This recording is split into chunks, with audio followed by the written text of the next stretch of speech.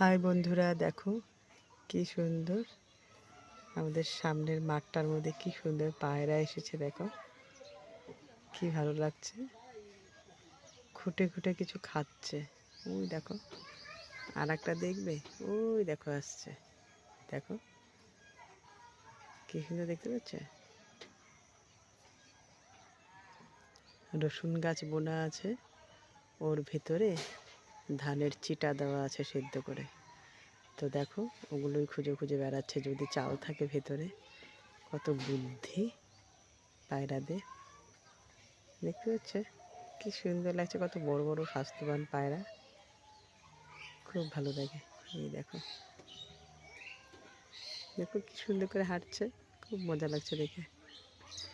ঠিক আছে বন্ধুরা, তাহলে রাখি, কেমন?